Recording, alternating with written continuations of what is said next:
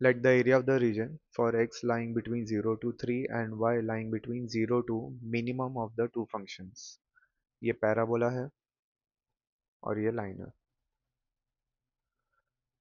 Okay, सो सबसे पहले graph parabola का ड्रॉ करते हैं.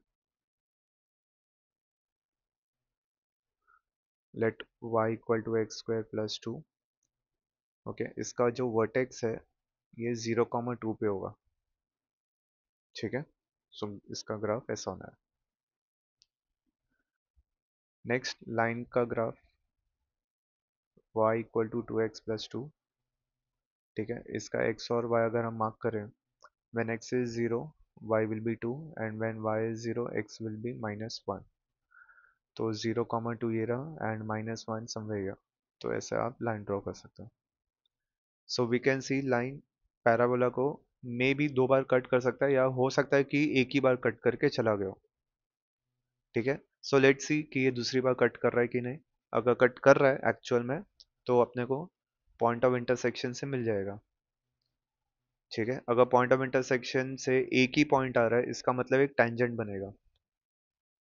सो पॉइंट ऑफ इंटरसेक्शन निकाल लो so that we can find if there is any second intersection. तो दोनों का y ऑलरेडी इक्वल है. So x square plus two equal to 2x plus two. So इधर हम two two cancel. X square minus 2x equal to 0. X minus two equal to 0.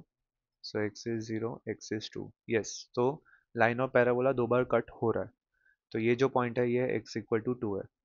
ठीक है, अब एक और लाइन ड्रॉ करना है that will be x between 0 to 3. 0 मतलब y एक्सिस हो गया पूरा.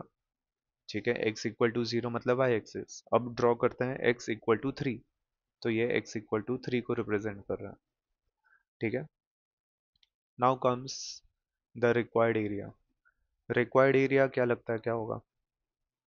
सो as you can see y क्या बोलता है, y must be greater than 0 but must be less than the minimum of the two function. अब इसका मतलब क्या,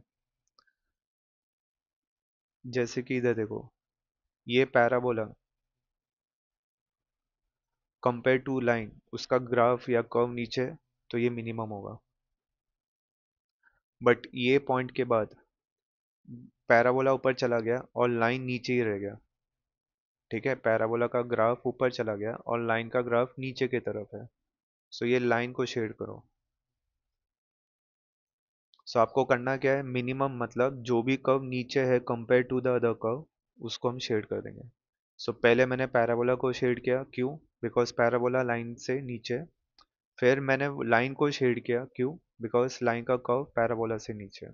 ठीक है, तो ये जो रेड में ड्रॉ कर रहा हूँ that is the required area. Is that clear. अब ये जो रेड का एरिया निकालना है इसको हम दो पार्ट्स में स्प्लिट कर रहे हैं. नोटिस करो, पहले मैंने ये वाइट वाला जो शेड किया, ये रेड हटा देता हूँ एक मिनट के लिए. हाँ, तो ये जो मैंने वाइट वाला पार्ट शेड किया है पहले इसका एरिया निकालेंगे. So let it be area one. So area one क्या है, it is the area from the parabola ना. ये तो पैराबोला का कर्व है राइट. तो पैराबोला से जो नीचे एरिया बन रहा है वो कैलकुलेट करो. तो पैराबोला का इक्वेशन क्या है, x square plus to D x. शुरू कहाँ से हुआ, जीरो पे. खत्म कहाँ हुआ, टू पे. राइट, एक्स पे ध्यान दो, अगर हम एक्स पे फोकस करें तो जीरो से शुरू टू पे खत्म, तो ये लिमिट हो गया. सो solve this. X cube by three plus two x 0 to 2. So that gives 8 by 3 plus 4. That is 20 by 3. Okay. So ये हो गया area 1. Next area 2. Area 2 will be this green region. Okay. ये जो green में draw किया उसको देख लो. So ये जो green part है ये green part actually line से शुरू हो रहा है. ठीक है, ये line का part है. ना कि पैराबोला का, इसलिए मुझे एरिया स्प्लिट करना पड़ा। So area two will be किसका इंटीग्रेशन, लाइन का इंटीग्रेशन, लाइन का इंटीग्रेशन मतलब 2x + 2 का इंटीग्रेशन। अब इस बार लाइन 2 से शुरू हो रहा है और 3 पे खत्म हो रहा है। ये जो हमने शेड किया है 2 से शुरू 3 पे खत्म, तो 2 to 3। So integrate x² / 2, 2 2 cancel, plus 2x, 2 to 3, 9 + 6 15, minus 4 + 4 8, that gives 7। सो जो फाइनल आंसर होगा, एरिया इक्वल टू, अच्छा फाइनल आंसर में 12 टाइम्स द ए पूछा है, सो पहले ए निकाल देते हैं। Total area is A1 + A2।